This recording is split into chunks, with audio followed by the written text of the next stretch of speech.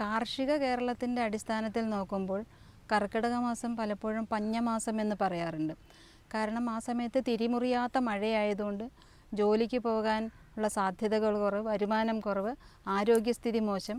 അതുകൊണ്ട് തന്നെ പഞ്ഞമാസം എന്ന് പറയാറുണ്ട്. അപ്പോൾ കഠിനമായ അധ്വാനമില്ല, ശരീരത്തിൻ്റെ ആരോഗ്യം നിലനിർത്താനുള്ള കാര്യങ്ങൾ ചെയ്യുക. കാരണം പിന്നീട് വരുന്ന ചിങ്ങമാസത്തിലേക്ക് നമ്മുടെ ആരോഗ്യം നന്നാക്കിയെടുക്കുക എന്നുള്ളൊരു ഉദ്ദേശം കൂടിയുണ്ട്. കർക്കിടകത്തിൽ മനസ്സ് മടുക്കാതിരിക്കാൻ കൂടി ആയിരിക്കാം രാമായണം വായിക്കണമെന്നും പൂജാകാര്യങ്ങൾ, ഭഗവത് സേവ, ഗണപതി ഹോമം എന്നിവയെല്ലാം നിർദ്ദേശിച്ചിട്ടുണ്ട്. ഈ ഗണപതി ഹോമം എന്ന് പറയുന്നതും ഒരു വിധത്തിൽ ഒരു രീതിയിലുള്ള ചികിത്സാ രീതി തന്നെയാണ്.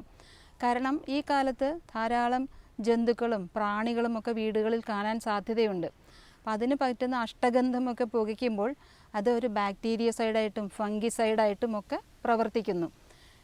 ഒരു നിർദ്ദേശം പറയാറുള്ളത്, കർക്കിടക ഗണപതി ഹോമം കഴിക്കുമ്പോൾ സാധാരണ തട്ടമ്പുറം വരെ തുറന്നിടണം എന്ന് പണ്ട് കാലത്തുള്ളവർ പറയാറുണ്ട്. ഒരു പക്ഷേ ഇതായിരിക്കാം അതിൻ്റെ ഒരു ശാസ്ത്രീയത.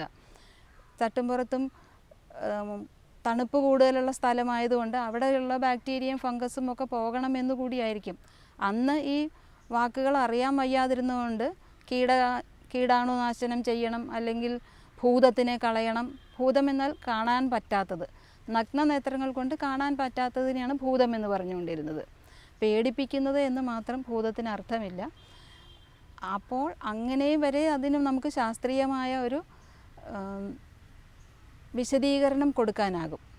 കർക്കിടക മാസത്തിൽ പ്രകൃതിയിൽ നിന്ന് കിട്ടുന്ന ഭക്ഷ്യവസ്തുക്കൾ ഉപയോഗിച്ച് ഇലക്കറികൾ കൂട്ടുന്നത് കർക്കിടക മാസത്തിൽ ഒരു പ്രധാന രീതിയാണ് കേരളത്തിനെ സംബന്ധിച്ചിടത്തോളം. മഴ ധാരാളം കിട്ടുന്നതുകൊണ്ട് ചെടികൾ ധാരാളം വളരുന്നു.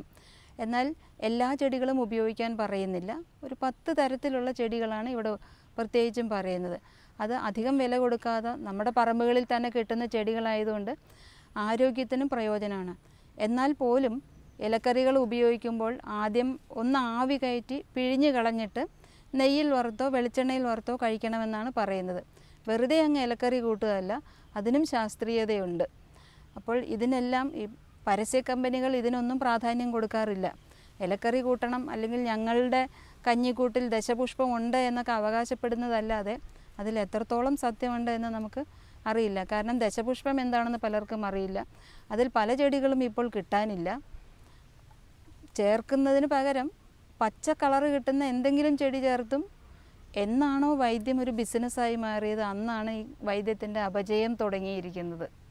മഴക്കാല ചികിത്സാ രീതികൾ, കർക്കിടക ചികിത്സാ രീതികൾ അവലംബിച്ച് ആരോഗ്യം നന്നാക്കിയെടുത്ത് പിന്നെ ചിങ്ങത്തിലെ ഒരു ഓണത്തിനായി ആരോഗ്യപൂർണമായ ശരീരത്തോടു കൂടി ഉത്സവം ആഘോഷിക്കാൻ തയ്യാറെടുത്താണ് മലയാളികൾ എന്നും ചിങ്ങത്തിനെ വരവേൽക്കുന്നത്.